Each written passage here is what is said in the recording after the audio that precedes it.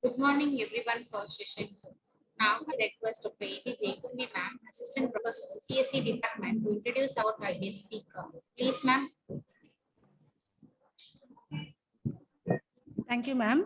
Very good morning to everyone present here. On behalf of the management, principal, HOD, and faculty members of CSE department, I welcome all the enthusiastic, energetic, and active participants eagerly waiting for the session 2.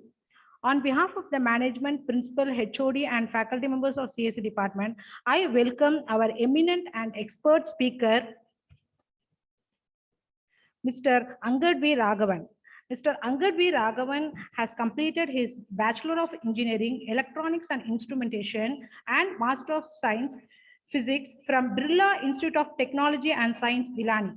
He is a person with dynamic intellectual and innovative ideas with positive attitude. He worked as business analyst, merchandising and strategy at Snapdeal for 2 years. Currently, our expert speaker, Mr. Angad V. Raghavan, is acting as an operations lead at Autoverse, raising the bar for enterprise VR AR, delivering enterprise-ready XR solutions at Bangalore, Karnataka. He handles various project delivery, finance, and logistics functions for Autoverse, India's premier VR AR enterprise solutions provider. In the past 4 years, they have worked with and delivered marquee solutions with several Fortune 500 companies such as Shell, Accenture, Bosch, and John Deere. The various talents and skills of our expert speaker, Mr. Angad V. Raghavan, is in the research area of augmented reality, digital marketing, operations, virtual reality, and virtual worlds. Let us now welcome Mr. Angad V. Raghavan to share his views and thoughts for today's session. Welcome, sir. Hello, everybody. Very good morning. Thank you so much for that very gracious and flattering introduction. So today's session, I think, as ma'am has already described, will primarily be on 2 topics, which is using the Unity software for for doing any development or creating any applications based on augmented or virtual reality.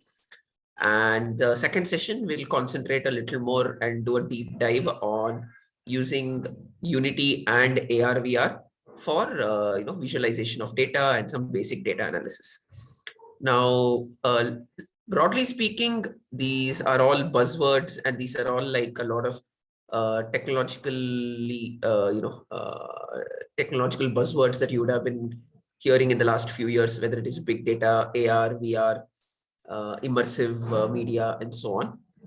Now, how to combine these things, how to bring big data, or how to bring data analysis and use AR and VR to visualize certain large data sets or certain different forms of visualizing certain data in AR VR is what we will broadly cover in these next 2 sessions. Now, I will be there for both the calls. I will be there to answer your doubts and clear anything doubts that you may have. But largely the sessions will be conducted by my colleague, Mr. Pankaj Panwar, who is also on this call.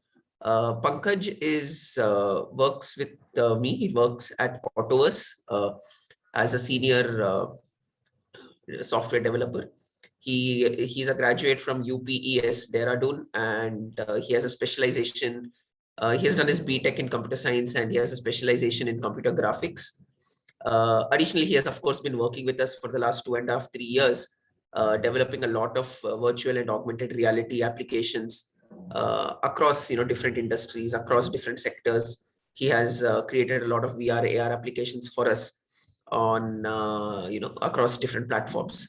So he has a lot of experience in this particular field, and he will primarily be conducting this session and also the next one. I will be there on the call as well in case anyone has any doubts, or in case you all have any queries that you need to answer.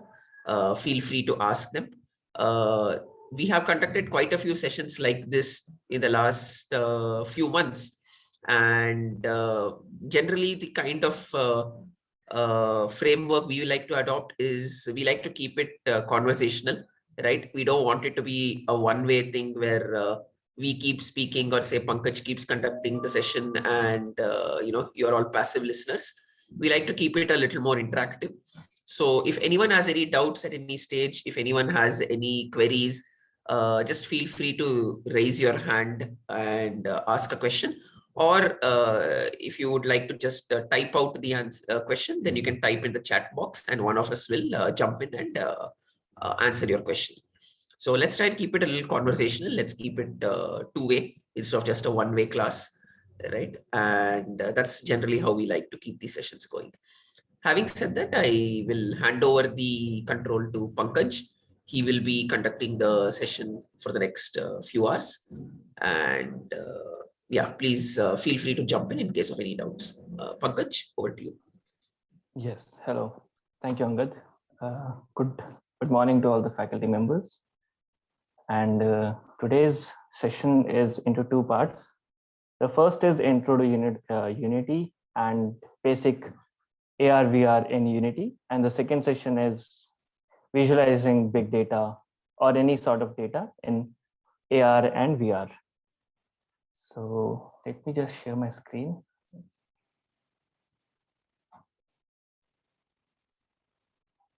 Yeah, so this is a tool that we use. It's called Figma.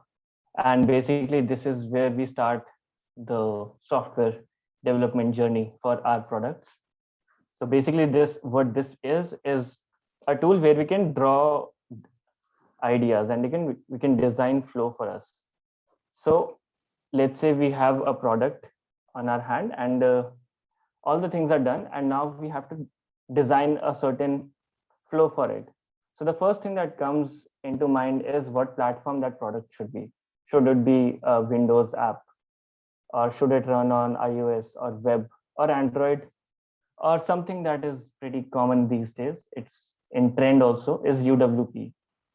This is Universal Windows Platform. Basically, more devices that Windows now support, like Xbox and IoT devices and HoloLens, all of those come under UWP. So this is the first decision that we have to make, that what platforms we choose. So let's say that for a particular product, we choose iOS and Android. So it's a mobile app, basically. The next thing that would arise is, what is a game engine? So because this is a 3D product, the project is a 3D one, it has a lot of visualization to it. So it is made on a very different tool, which is called a game engine. Now there are many game engines. Unity is pretty popular one. We have Unreal also. We have Godot also. And there are a few more, like there is one for Python also. So all of these game engines are supported by different companies, and they run on different languages. So Unity runs on C#. It's backed up by Microsoft and all. Unreal is mainly using C++, and Godot is using also C++. There are more like which support Python also. So this is the second requirement, like what game engine should we use? We can use Unity. Unity is pretty good, easy to use, and yeah, it is very easy to use. So like if anyone is new to game engines, I would highly recommend them to start using Unity. And as they move further, if they have more requirements, they can decide for themselves, like whether they want to go to C++, because C++ is again a very challenging language on its own. So that is up to them, whether they want to use Unreal or any other game engine. So what is a game engine anyway? A game engine is a software framework primarily designed for development of video games. But that has not been the case for the past few years, at least. Now it's being used to visualize data. It is being used in logistic companies to set up maps, 3D maps, 3D environments. It has a lot of scope in other industries also. But because it is a 3D thing, it comes under the game engine category. And it generally includes like relevant libraries So a game engine basically abstracts a development framework and a graphics library. So all of these are basically abstracting a development framework. They have some certain framework of their own, and they support a graphic library also. So before Unity or Unreal or Godot, like before basically these all started around 2000. Before this, what used to happen was the programmers had to write code even to render a single pixel. So that is a very mammoth of a task on its own. And like game engines, which is why game engines came into existence, because each time you have to write a game, you should not be coding on pixel level, coding on graphics level, because that's a lot of mathematics also. And the most of the task would then go into rendering only. So all these game engines combined different frameworks, different graphics library, and each platform has its own graphic library at this point. Windows has something called DirectX or OpenGL, if you have heard about this. iOS uses Metal, Web uses WebGL. It's pretty famous these days with the way web is going ahead. WebGL is getting very powerful. Android has ES2, ES3, Vulkan. So these are all the graphics library that each platform supports and develop. So graphic library basically translates the code or instructions that we write for the GPU, and it renders out pixels. So basically you write some code, some piece of code in OpenGL or DirectX, and it compiles it for the GPU, graphics processing unit, basically your graphics card, or if your CPU has an integrated graphics card for that also. And it renders everything that it reads on the screen in the terms of pixels. So if you are seeing this color right now, this blue color, this red color, this green color, all is being rendered by a graphics library, because we are on Windows right now. So all of this is done by OpenGL right now. So all of this is OpenGL into play. Each pixel, each circle, each text, everything is OpenGL right now. And that's how they take care of all the concepts like color, shape, texture. If you see icons, they're all different sets of images that are being rendered, and this is all done by graphics library. As we go into Unity, I'll show you how there is a 3D concept to it also. Right now, everything is 2D. So there is no depth right now, but as we go into the game engine, I'll show you a 3D part also. So there, the light estimation also comes into play. How much light needs to be there, how much shadow, all those concepts, real life concepts come into play. Yeah, as I mentioned, Windows has OpenGL, Android has ES2, iOS has Metal. Okay, so this is the gist of graphics library, like what they do for us. Similarly, what is a development framework? So each of the game engine has a development framework of its own. So a framework are like softwares that are developed and used by developers. Like they are made by developers and they are made for developers to build applications. Because as a programmer, you don't need to start from scratch every time you're making a tool. Every time you're making a new software, you don't have to start from scratch that let's make a window first.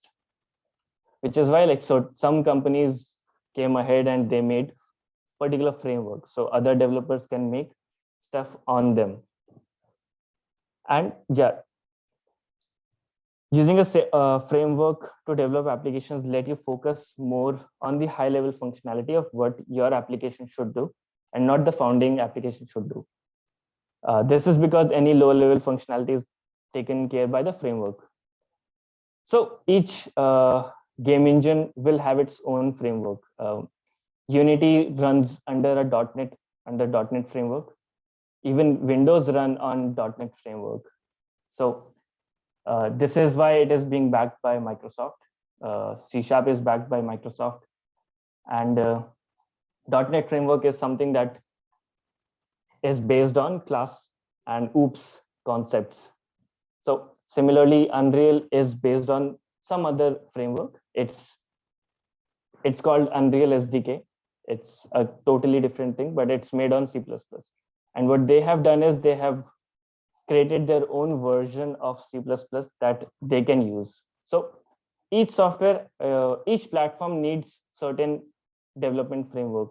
Like if you are creating a raw native Android app, so you will need Kotlin and Java for that. Similarly, for Unity, you require C#. So that is the basic of development framework. Okay. Now, what is Unity? Unity is one unified platform with flexible solutions for you to build, manage, and grow your product. Like it, earlier it used to be just games till 2015. I'll say it was just games. This was very popular for games, but now with Web3 and so many new things, metaverse coming into play, a lot of game is getting popular. A lot of game stuff is getting popular. So you can create UI also in this. A game engine supports artificial intelligence also, if you want that in your system. A game engine supports networking also. So this handles all the networking for your system. All the multiplayer communication is being handled by Unity itself. Physics is being handled by the game engine itself. And these all are like small components that all combine to make a game engine. So physics come into play, lighting comes into play, artificial intelligence, networking, all of these things make a game engine. Okay. So Unity has a development framework, as I said, it's called .NET. It uses C# as its main language.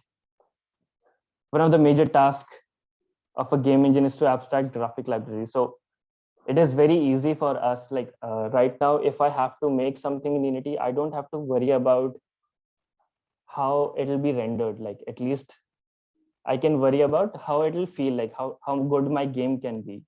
I should not be worrying about whether even I'll be able to draw a quad, whether I'll be able to give a instruction to even draw a pixel, because a lot of different steps go into this itself, like rasterization, there is pixel calculations, all those things. All right. So once we are into .NET framework, as I mentioned that it is OOPS based. So it's an object-oriented paradigm framework. So everything has a class, and the parent class, so there will be one parent class and all the other classes will be inheriting in some way or other. If they are connected, they will be using inheritance at maximum.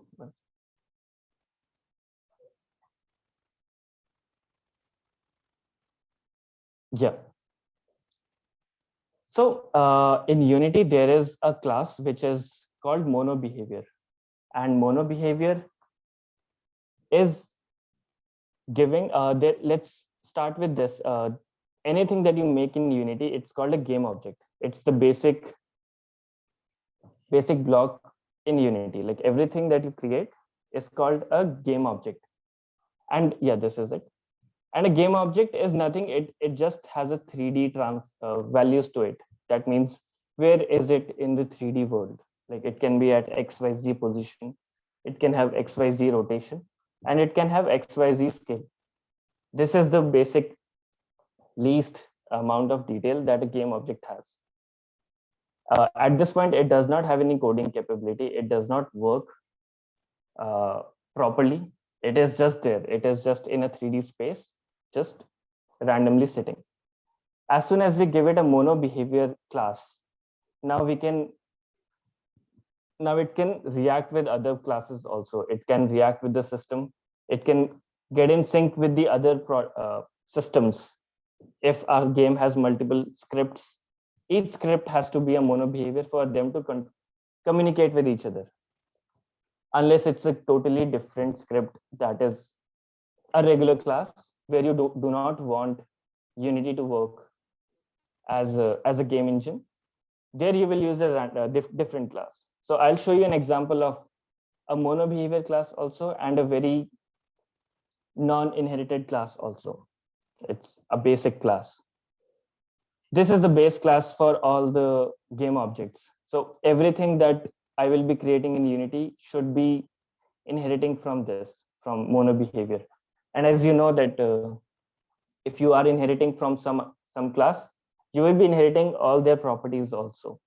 You can override their properties. So I will be inheriting each game object that inherits from mono behavior class will inherit some functions that are default and which play a very major role in how Unity works as a game engine.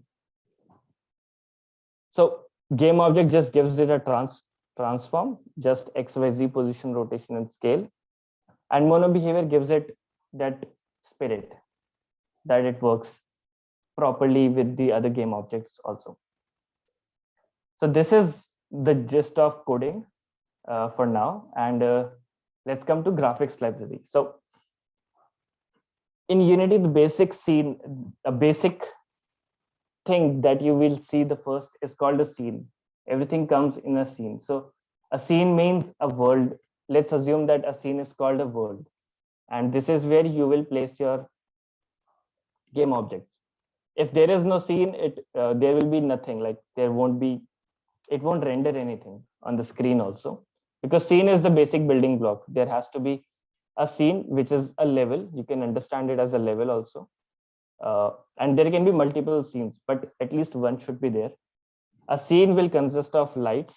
So because we are in a 3D world and this is a 3D product that we are making, it has to have some sort of lighting also for it to render something. So if there is no light, you won't see anything, which is why lightings come into play. A camera. So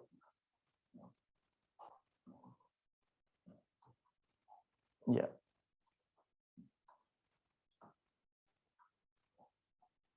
Okay. Yeah, lighting needs to be there and a camera needs to be there. A camera is a hypothetical 3D camera. So it is just exactly like how cameras act in real world, but in a game engine, camera is the eye and it will render out whatever it sees will be rendered out on the scene. So this is the basics of a graphics library. Now I will talk about what is SDK. So let's assume that we decided that our product has to be for iOS and Android. So which is why when we code something, it has to be for iOS and Android. It has to be supported on iOS and Android itself. But we do not do that. Like we are not coding separately for iOS because iOS has a different language for development, which is Swift or Objective-C, and Android has a different language, Kotlin or Java, for it to run. But what we are coding is in C#. So there is one major thing that Unity does is that whatever platform we tell it that this is the requirement, it will recompile it for that particular platform. It will rebundle it again. So there is something called Gradle for Android that runs the C# code and compiles it into a readable Android Java code. It is not readable by humans because it's made by machine. It is very raw, but it is something that the machine will very easily understand. And similarly, it will create a package for iOS also, which can run on Xcode. So because this is a Windows machine, I cannot even run iOS stuff, but I do not have to worry about it. This is why game engines are so great, that you don't have to worry about coding on each and every platform. Let's say I want to create on all the platforms, I will have to write code only once. So that is the only thing. It will recompile it for the particular platform on its own. So for Windows, it is pretty much clear, but for iOS, it has to recompile it in Xcode, which is supported by iOS. So I can at least open it in a Mac or a iOS device. Similarly for Linux also, it'll change the platform for Linux. For web also, for web it is HTML5. It renders It recompiles everything in HTML5. So you can create your application on Unity and make it a web app also and put it on the server, and it will work fantastically. So that is the power of Unity. Like when we use game engines like these, we do not have to worry about recoding again and again. Like this is what happens when you let's say work on web development. So if you have to create an application in React for it to work on web, then let's say now you want that application to be on your mobile also. Now you have to code that again in React Native. So that kind of problem is not with us, at least not in Unity, that we just have to write code once and it will, the game engine will handle all the recompiling, all the rebinding, building of the whole package for the particular platform. So now let's say that we have to, because we added AR and VR also. So AR and VR are not by default into Unity. Like you can work without it. It is an additional kit. So what is an SDK? SDK is a software development kit, and it is used for creation of applications. So what happens is it includes tools and utilities required for development of an application. So SDKs often include like interface to a particular programming languages, sophisticated hardware to interact with an embedded system, debugging tools, all of that system is provided by the SDK. It includes sample code also and documentation for reference materials. So basically SDK is something that a hardware company will make. Let's say HTC is making VR headsets and they want Unity developers to use it, that hardware that they're making. So for Unity developers to use that hardware, they have to communicate with that. And this is where the SDK will come into place. Like HTC will make first a software development kit, and it will provide it to the Unity developers so they can make something that runs on their hardware. So for VR SDKs, Cardboard SDK is very famous. It is made by Google.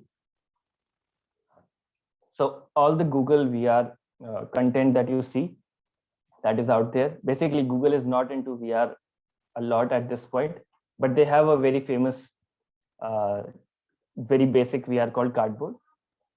So Cardboard SDK is their implementation of VR. Similarly, Oculus SDK is there. Oculus SDK is made by Facebook.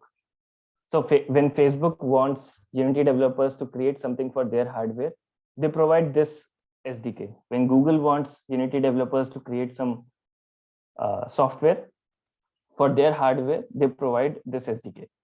So these are the SDKs that the devs work on to create applications. On the other hand, very similarly, Vuforia, AR SDKs are also there. So there can be VR SDKs, AR SDKs, ML SDKs, XR SDKs. There can be n number of SDKs depending on the platform, on the company, the hardware. So AR is also there, and in the AR field, Vuforia is very popular, and it is our first choice to use Vuforia. All of these things are basically like multiple things come into play, like how much is the budget of the project? Is it free? So Vuforia is free to a certain amount, but not completely free also, because it is a very professional product. But AR Code is made by Google and it is 100% free, open source also. And ARKit is something made by Apple. So for the iOS devices, ARKit is being supported. Again, Vuforia is made by a third-party company, which supports like professional AR. It has professional AR capabilities. AR Core, not so much. It is very, like, I guess at this point, each and every Android device that comes up has AR Core inbuilt in them, because this is made by Google. So they push it on each and every Android device. Similarly, ARKit is available in all the iOS devices also. So readily you can, without even installing any app at this point, you can use AR. And you might probably be using AR for, like, you might be using it already, like how Instagram or Snapchat face filters work. So that all is AR only. So if your mobile device has these SDKs installed, you would be using those face filters easily. So this is where this is where SDKs come into play. So we decide a platform, we decide a game engine. The game engine we have with each game engine, we have a development framework and a library. And based on our requirement of the product, we choose more and more SDKs. There can be more also, but for the scope of this presentation, AR and VR is what we have taken. When we start the development, there are mono behavior, classes, and game objects, and scene. Okay. With this, this is a basic gist of what Unity game engine is. Equally detailed would be what Unreal game engine is, and equally detailed, even more dense, would be what Godot game engine is. And these are like different career streams on their own, or at this point, like they are huge game engines. Unity is used, Unity, Unreal are used even for film production these days. So the market for these, the industry is huge for these. Now I'll start with explaining how we use Unity.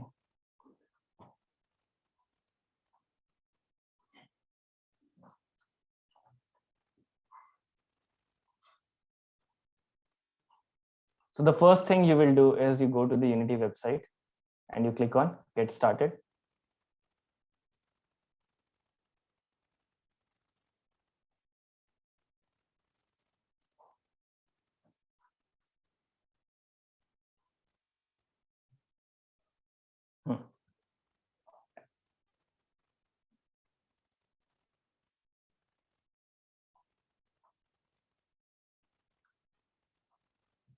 Alternatively, you can even come here on Developer Tools and you can click on Unity download Unity. And this is where you need to download the Unity Hub. It is downloading Unity Hub right now for me, but I already have it. So I'll just open Unity Hub now. And this is Unity Hub. Basically, this is where all your projects would be. Like if you are working on any project, if you want to create any new project, this is where you start. So log in with your account. It's a free account. So just log in with your account and you can sign out also. And you come here, like if I'm assuming that most of the people here would be installing it for the first time. So you will directly come to install and you will click on install editor. So as you can see, I have 3 versions of Unity already installed, but I will click here and these are so there are various versions. This has been in production since 2012. So there are a lot of versions that you can play around with, but the first 3 that you see right now, which are LTS, long-term support. Pankaj, Yeah. I think you're still sharing the Figma screen. So I think we need to. Yes, sir. Yes, sir. Oh, 1 second. I think. Yeah.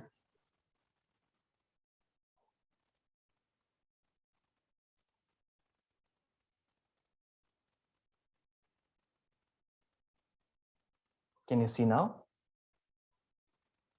Yes, sir. All right. Okay. Sorry about that. So I'll just explain again. It's not a huge thing. So we come to unity.com. Yeah, this is unity.com. You can just Google search it. And this is the first link that will come to. I hope you can see the browser at least now. Angad? Yeah, now it's visible. Now it's visible. All right. Okay. So once unity.com is open, you go to Developer Tools and you click on Download Unity. As soon as you click on Download Unity, it'll ask you to like download for Windows. You click on that and it immediately started downloading Unity Hub for me. So Unity Hub is a very basic tool, which I'll just show this. This is called Unity Hub. And this is where all your projects that you're working on will show up. So let's say you're working on any project, it'll show up here. You need to create a new project, it'll show up here. I'm assuming that most of the people here will be installing it for the first time. So I'll just take you through like how to install Unity first. Here you can log in, log out also. Here are your details. It's not necessarily important at the basic level, but once you buy Unity, so it has a subscription also, then you need to log in. And yeah, you come to installs. So there is project, installs, learn, and community. So learn is where like Unity is doing a great job at teaching people how to make basic content. So you can even try these, or the students can try this. This is a very great exercise to learn. And community is where people write blogs, they answer each other's questions. And like if somebody is facing a bug or a doubt, they just come here and they can like follow forums and all. Second is install. So right now, I guess you can see I have 3 Unity versions installed. But if you have to, let's say for you guys, it will be just empty. So you will come here on install editor and it'll show you 3, like it'll show you a lot of lists. Like right now it is showing me 4. These are the latest ones.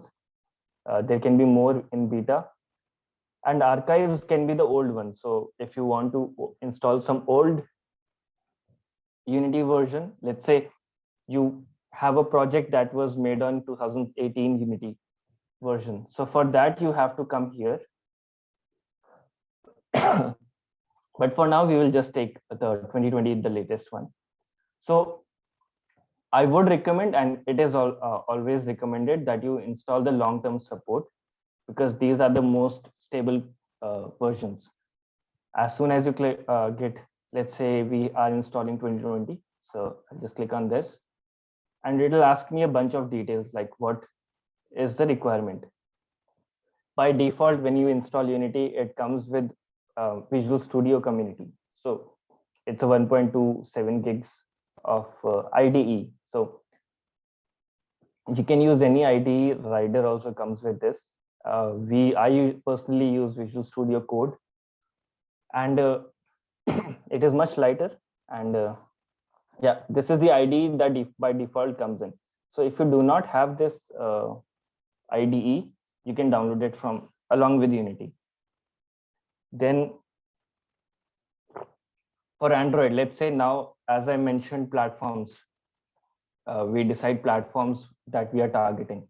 So for that, we come here and we tell Unity what all our platform requirements are. If we are making something for Android, it has to download the Android support.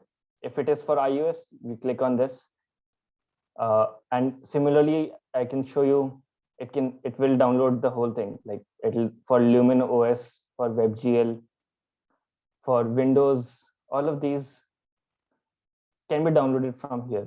So basically, this is where you give Unity the capability to recompile your code into a different platform. And you click on continue. As soon as you click on continue, it will start downloading. It is as basic as that. There is nothing to it. Just you click on install editor, you install, and whatever your requirements are. If you're not sure about your requirements, I will say just start with Visual Studio and continue. And these you can add on later also. It's not like this is a final list. You can add these anytime in your running project also. So with this, let's assume that we have downloaded the Unity, and now I'll create a new project. So again, we have a lot of choices here. I'll just full screen this thing. So I can show you at this point, there is a 2D. So if your project is a 2D game or a 2D app, we can create fully fledged 2D apps in Unity itself. Like you can create software like any software in 2D, like that is a 2D thing in Unity. But obviously, like you can create does not mean you should be creating it, because there are many more sophisticated tools for those apps. So 2D is there. This is mainly used for games, 2D games, 3D games. Uh, these are the most common ones. And if you're not sure about what to go with, this is 3D default is the one you should start the project. Similarly, there is something called HDRP and URP. So HDRP is a high definition render pipeline. This is for more powerful projects. Like if you are creating a very highly graphical game, which requires a lot of computation, a lot of processing power, then you click on this, and this has its own. Yeah, this is like pretty good looking projects will be made on this. And URP is called Universal Render Pipeline. So this is pretty famous nowadays with VR. So because it is universal by default, so it will run pretty decent on all the platforms. Then there is VR Core, which is a quick start. It gives you a sample scene with VR, so you can directly plug and play and test your first VR scene just by installing this. Similarly, AR is also there. And then these are all custom templates, you can say. For, let's say you want to show something, you can use this. If it's a 3D mobiles thing, you can come here, and all of these. So we will start with 3D default. I'll give this name demo project.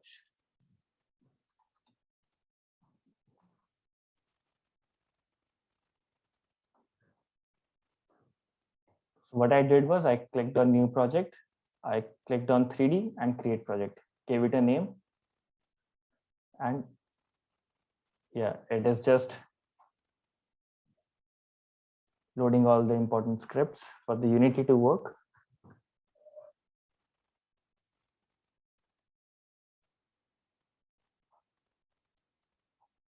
All right. So this is how Unity looks like. This is how the editor looks like. I'll just make the window a bit.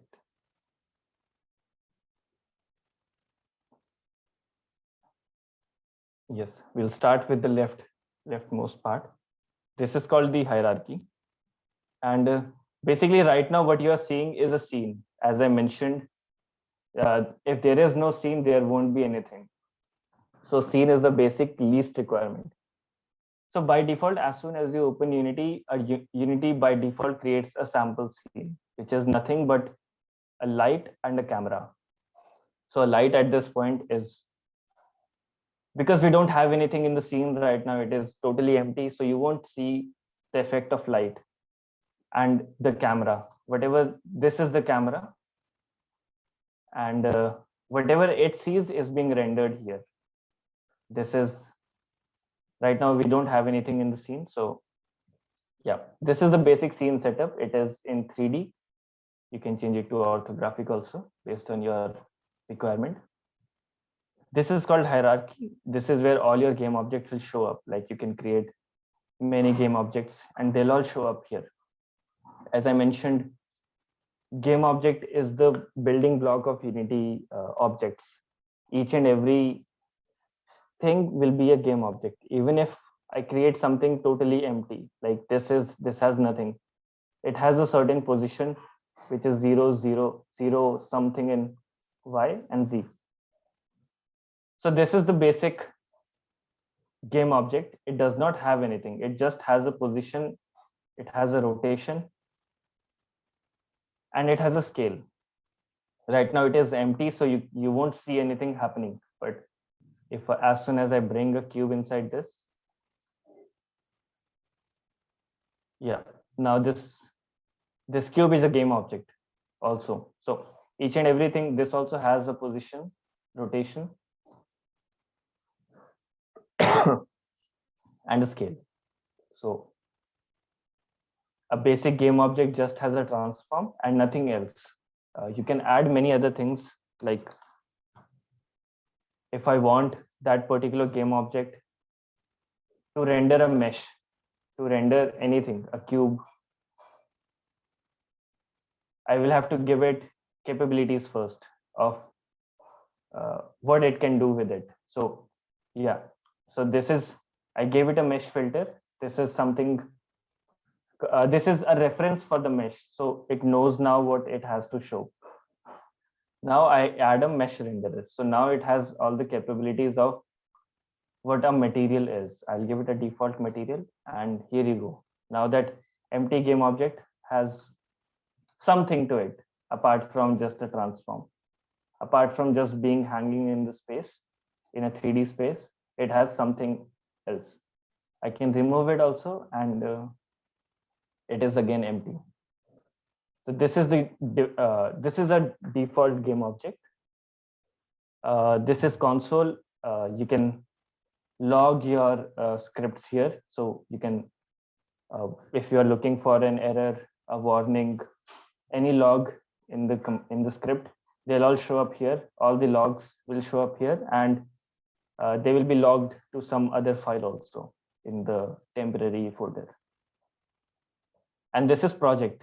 So right now, because we started an empty project, this is a new just made project, so it does not have anything.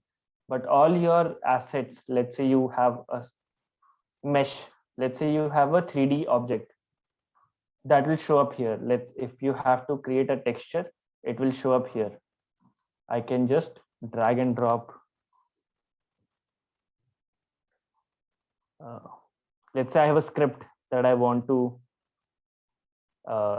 put. So even my scripts will show up here. Anything, even if I have to create a new C# script, let's call it new script.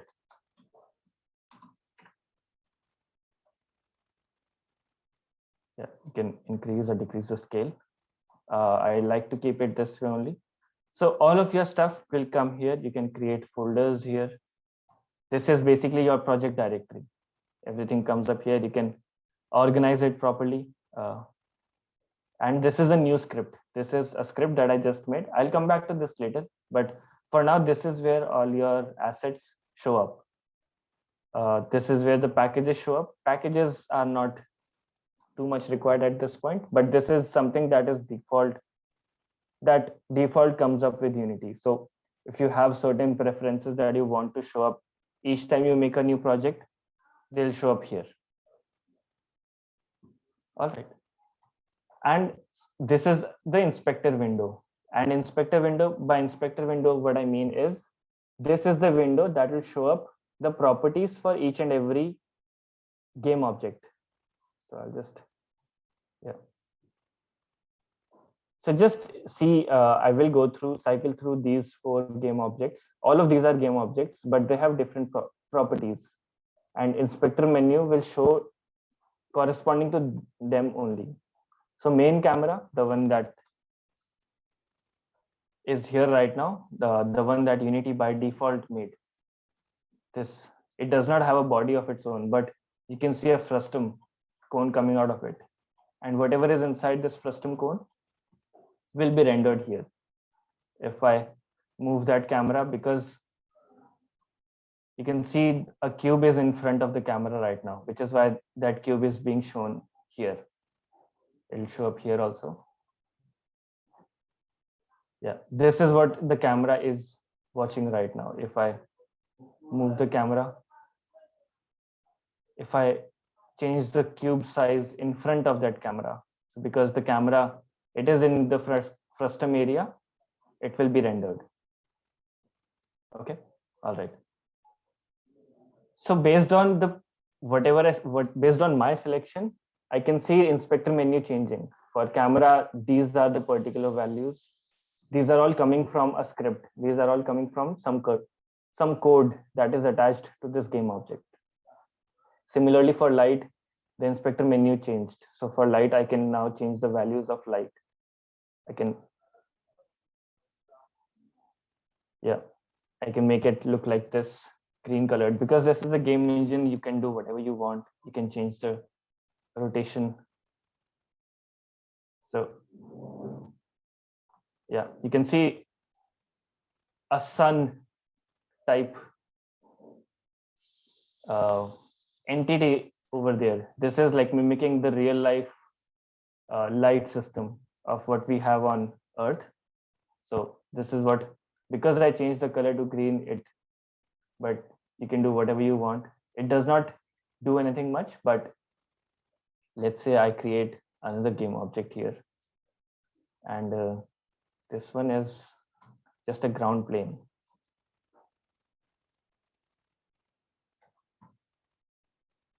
Yeah. So now you can see that the whole light is reflecting on it. The directional light has a much more impact because the intensity is huge. It is like this, but yeah, this is much more natural. And this looks like it's sitting down. So these are all the rotation properties. These are all coming from the transform of the game object. So let me just bring it back to normal. Yeah, this all comes by changing the rotations here. And you can set up your scene like whatever you want. So this is a gist of inspector window. It just shows you options, what you have for your game object. Right now, I created an empty game object, which was nothing. It has nothing. So it does not have anything. It just has a XYZ position, rotation, and scale. I can add script to it. I can add many things to it, but it does not have anything. So inspector does not show anything. For cube, there are certain things. There is a mesh renderer, which is why we can even see this rendering. It is all because of this. As soon as I remove this, it'll hide. Now let's say I want to give this some life.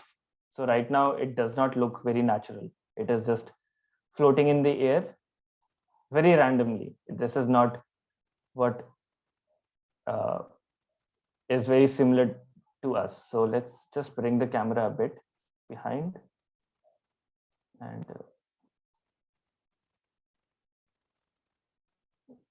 yeah,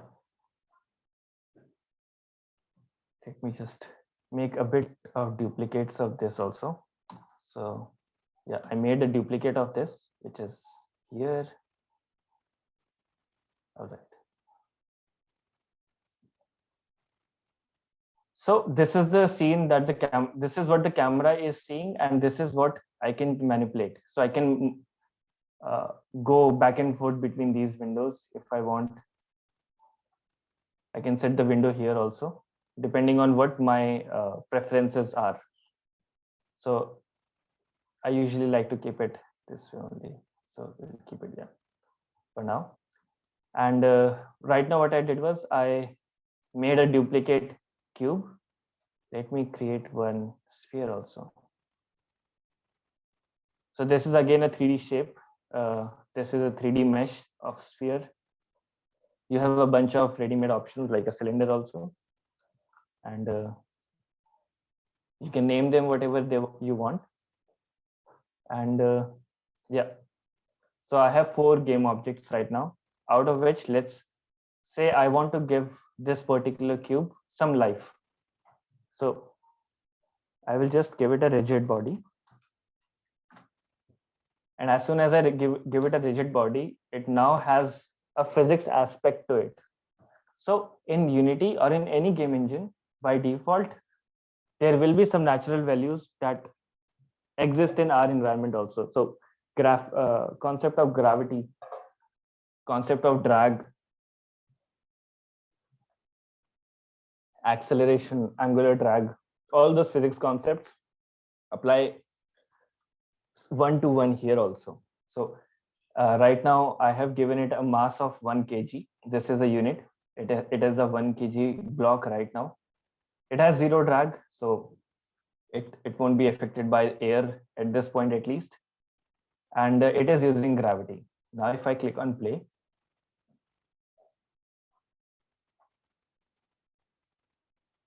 yeah, you will see this particular block. Let me just give it some other color.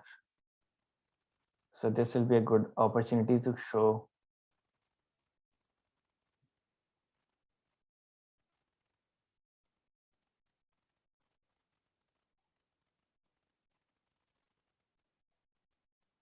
So in the assets, as I mentioned, we can create whatever we want. So all our assets will be here. I will create a material for this. Let's call it red. And I'll give it a red color, straight red color. It can be a bit metallic.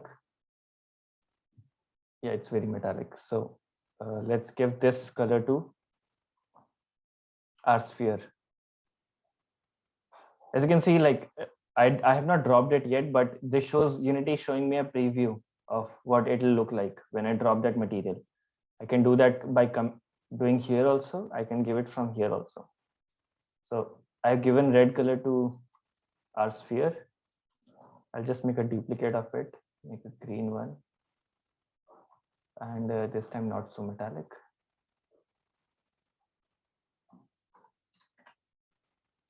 And I'll give it to this cube. And the material on this.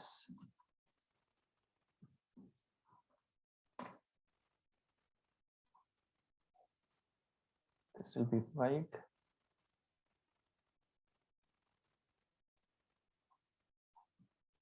Yeah, basically I want to see the shadows so it looks even better. So I'll just change.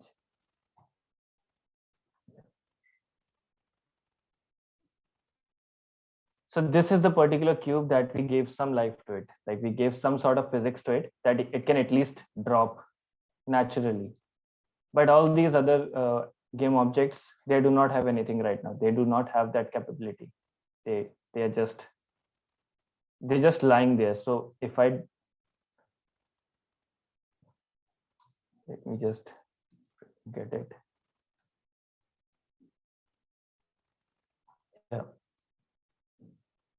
So I'll bring it in the way of this particular cube. So right now, when I click on play, this particular cube does not have anything. It has nothing, no life of its own. Right now, it'll just float. But this one is falling down. So it'll be nice to see what happens. As you can see, it reacts very naturally, like how physics should be reacting. If I make it a bit longer, and let's give it a mass of 10 kgs.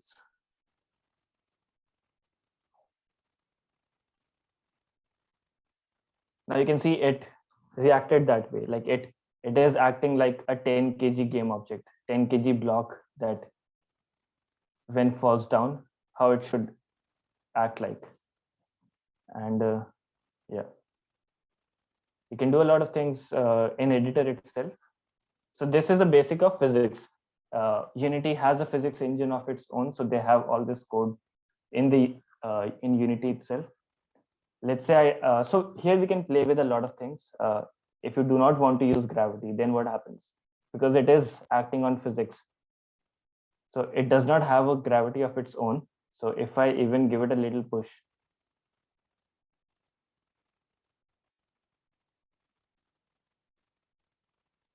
yeah, you can see because it's a 10 kg block,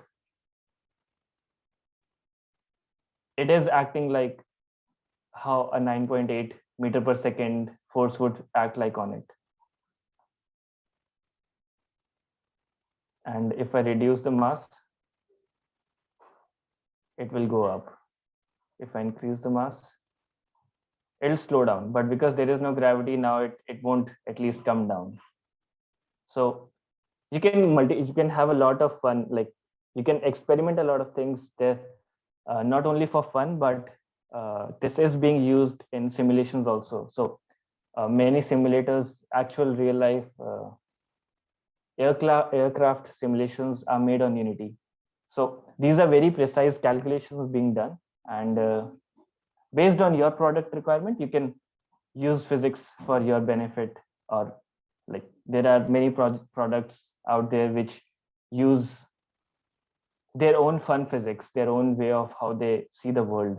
So that is also pretty neat. At least Unity gives us options to convey ourselves, like how we like to see the world. So this is the basics of physics in a game object. Now let's give it some script. So let's say I want, so each of these scripts, each of these game objects have like can be like, you can add anything to them. Like there is a lot of options for us that we can add. Let's say I want to add a new script, which is called cube for now. So now you can see it added a script, and each and every I'm collapsing these right now. So each and every collapsible window is called a component. So at this point, this particular cylinder, which I gave a script of cube. So let's not give it a script. Let's give this green colored the cube script. You can drag and drop it here also. This is called a component. So it has a material component, it has a cube script component, it has a rigid body component. These are all components, and these are like blocks. You can just add or remove them, and they'll work perfectly fine if they're not dependent on each other. So I'll open the script, and yeah, you should be seeing Visual Studio Code right now. This is the IDE that I work on personally, and anyone can use anything. So as I mentioned in the Figma, when we start working on the scripting side, every game object in Unity, every script in Unity is the mono behavior class. Everything is inheriting from the mono behavior class. So you can see, as soon as I made a script, Unity by default added some boilerplate code, some code which says that this is the sign of inheriting. So in other classes, basically, if you're in Java, this means this will be extends. Or if you are in C#, this means that it is inheriting from mono behavior. Every class that I make will be a mono behavior class. It is different from a normal C# class. Let's say this. Yeah. Now you can see this is not inheriting from mono behavior. So I'll save this also, and I'll save this also. And every time I make any change in the script, it'll reload here also. Now you can see my new class has been made, but I cannot add that to any game object right now. It will say that the script needs to derive from mono behavior. For it to work in Unity, in the scene, at least for it to work in the scene, it has to derive from mono behavior class, which it does not. So I'll delete that. Yeah, so basically by default, mono behavior has a lot going on, and this will get pretty technical, but let's keep it very straightforward. As soon as I'm inheriting certain this mono behavior class, it gives me some functions of the class. So by default, I'm getting the start function, which is actually a start function in mono behavior.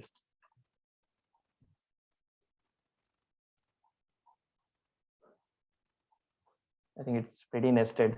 So this is also a very nested thing. It's in the Unity engine. So what start function is the first function that plays when you click on this play button. So there is a certain execution line of execution that Unity flows in. So start, then there can be on, enable, yeah, on, disable. These are all functions that are declared, implemented in mono behavior, and as soon as I inherit from them, I can use them in my class also. So what start does is, as soon as I click, let's say for now, I'll just log that we clicked on start.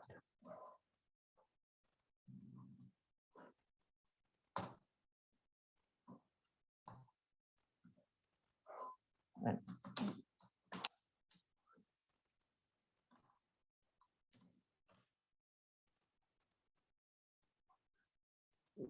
these are the default functions that Unity shows up with. You are welcome to use them if it is your requirement. If you are doing something on start, you can do this. If you are doing something on enable, you can do this. And let's just run this. So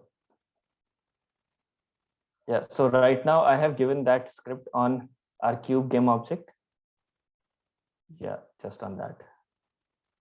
And on this also, I'll just remove it. Yeah, so when I play,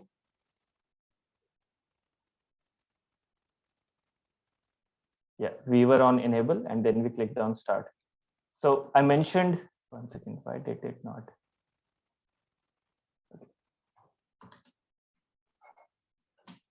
So I mentioned there is certain line of execution that Unity follows, which is on enable is the first thing that happens when the scene loads on play. So for a normal user, when they click on play, they think that this is where they started. But a lot has happened even before we clicked on start. So start is the first function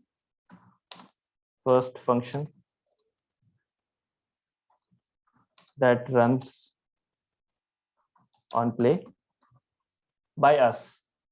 But Unity by default does a lot of things before that also for it to make sure that everything is running fine. So we clicked on start, we are logging. This is where the console logs, and this is running from the script. So we were on enable and then we clicked on start. So these are the default functions. Your program will run without them also, but it's up to you. Now let's say there is another function. This is a very important function, and using this has a lot of you have to think about using this function or not. So this is an update function, and what update function does is, this is again coming from mono behavior class. What update function does is it runs every frame. So I'll just show what a frame means first. So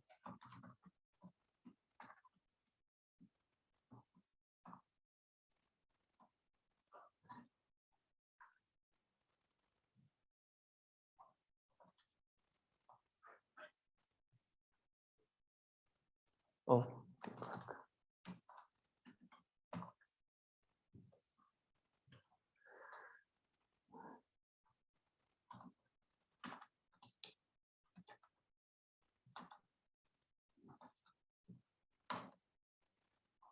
so this is just a random script that when I run should show something, and I'll explain what is happening. Yes.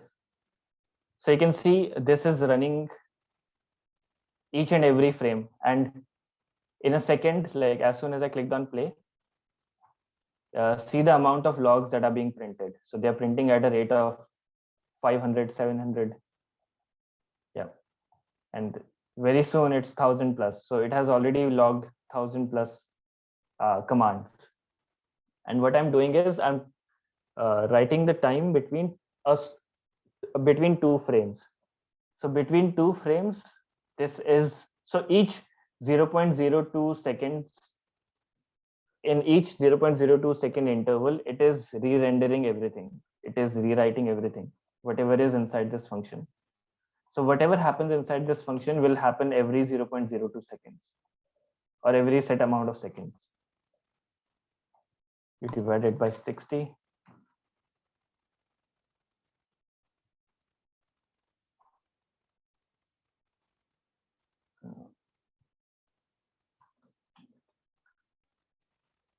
There is,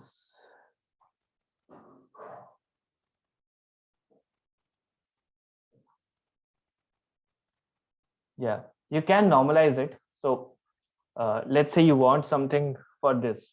It's not that you can just log time with this, but let's say you want something to happen every time. Maybe you want this to rotate every time you playing. So for that, you can use something like this. I'll just, one second.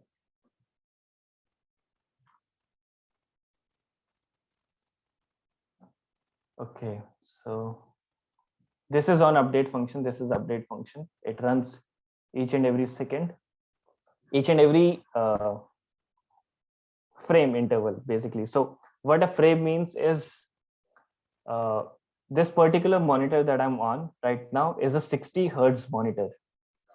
And this means like even it does not show, like your monitor would also be running on a 60 hertz monitor. Your TV would be probably running on a 60 hertz frequency. What that means is each and everything that you see line by line, pixel by pixel, the graphics processing unit of your system is re-rendering everything 60 times in 1 second. So everything is being re-rendered 60 times each second. That is the amount of frames. So 60 frames in 1 second. This is probably running on 120 frames per second, which is why we got so short time, 0.03 milliseconds. If I play it again, yeah, getting 0.0 approximately. So this means it is running on 120 frames per second. So right now this is refreshing everything at 120 frames. So 120 times in a second, this is refreshing, which is why it is very, like, it is a very design heavy, decision heavy thing, that do we even want certain things like this? Because if you're not on a very powerful device, you will run out of memory. Just eats memory like anything. So these are, but wherever it is required, you will have to use it if it is required in the product. So with this, we have a very basic class, a very basic script that we can apply on anything, on any game object. You can create lights also. Yeah, right now I have created a point light. It is like a bulb. We will imagine it like a bulb. And you can give that particular script that we made. Let's call it.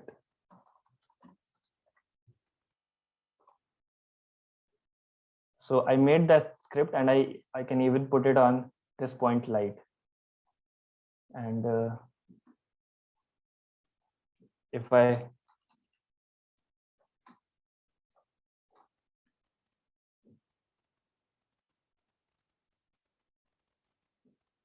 yeah, so now this is coming from this particular light, because even though you can't see that light, you can see the impact of it. Like I can change the range.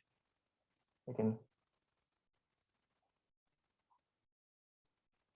This is this. So each and every game object can have the capability of scripting. You can give any game object, whether it's a camera, whether it's a light, whether it's an audio component. You can give anything that power of coding, that power of script, running scripts, and they'll work. We have UI also, which is like you can create basic buttons, text, images, all of those things. Let's say I have to create another camera. I can bring that. So I have a new camera now. Let's say there is a multiple camera setup in here, where this is one camera.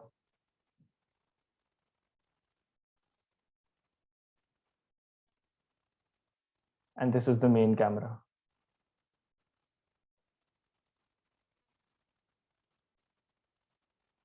You can see the main camera here, and the second camera shows up here. So, and you can add scripts on these also, and they'll work perfectly.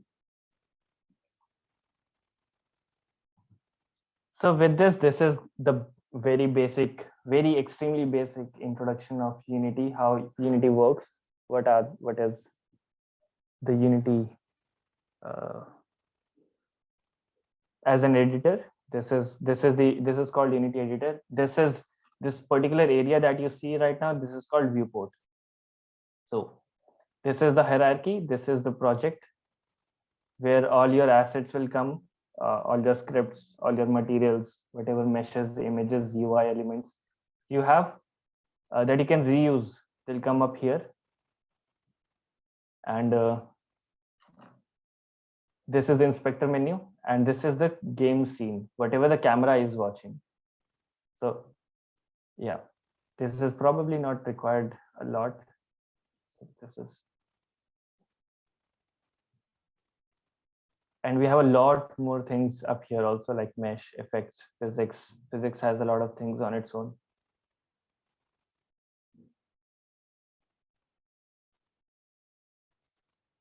Okay, I'll create an empty game object, and I'll explain one more thing.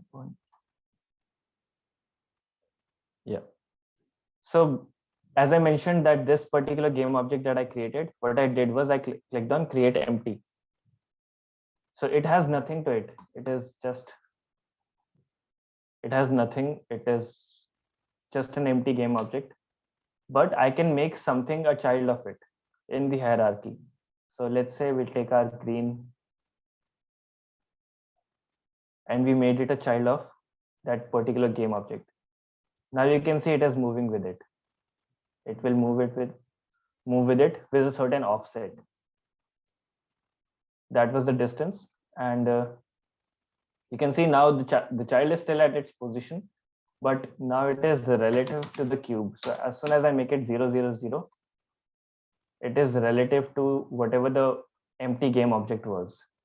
And as soon as I made it 0, 0, 0, it moved to its parent. So this is a child-parent relationship in the hierarchy. You can create empty game objects to manipulate your game objects, to club more game objects. Let's say I create all of them. So now I can move all of these together with this, and they will act like their own. They will have their own, like every characteristics that they have, it'll work accordingly, but it's just that they are parent, they are child of a particular parent now. So yeah, that guy fall down. Okay.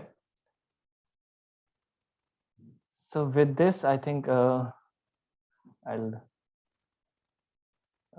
if you have any doubts regarding Unity, the framework, the SDK, the graphics library,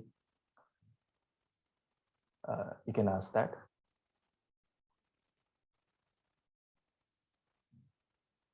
Otherwise, I think Angad, is it time for the break?